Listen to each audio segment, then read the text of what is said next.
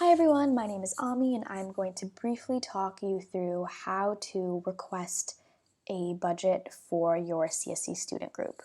So you can do that by logging on to jhu.campusgroups.com and toggle over to the organization that you want to request funding for. I'll talk you through an example using Baltimore first. And as long as you are an officer of the organization, you should see this sidebar on your left-hand side and see the little money icon. And using the money icon and clicking Accounting Book, you can come over to CSE Virtual Service Grant Proposal. That's where you're going to want to click. And then from here you can see all of your previous budget requests and then also create a new one.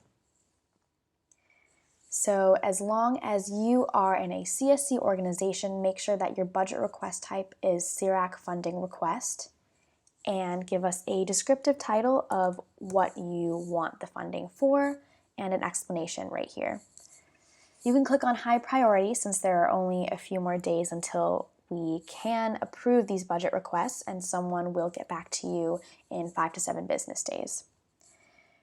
This document section is where you're going to upload your budget. You should have received a template through email. If not, you can talk to your advisor about it, and that's where you can plug in your itemized list with the amount of money required for each item. So you plug in that Excel sheet.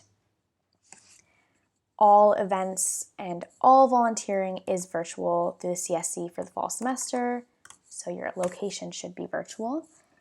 You can put in a start and end date and the expected number of attendees.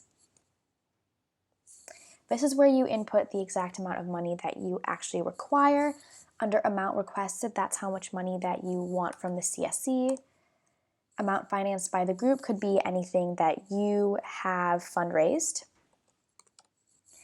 And then once you've completed that, you can click Next. Then you complete this form. Make sure that either before you have started this process or simultaneously you have completed your virtual service request form. You should have received an email with this form linked in there, and if you don't seem to find it, make sure to contact your advisor because that needs to be requested first before you can even have your budget approved. If your virtual service request hasn't been approved yet or you're working on it simultaneously, make sure to click pending. Just know that you will not receive any money until this virtual service request is approved. And then one more time, using the same document that I talked about earlier, you need to upload that here with your itemized list.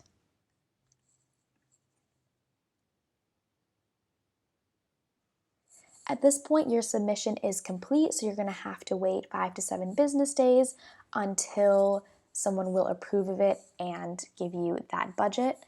Down here is where you can see all of the details of the budget that you just requested. And that's it for now, and now you just wait until your request has been approved. So at this point, a couple of days have passed and you may have received an email letting you know that your budget request has been approved. When you go onto Hopkins Groups and click on Budget, you should be able to see your past budget request. Now this dot right here is green, letting you know that your funding has been provided and your total now of approved is the $100 that you requested.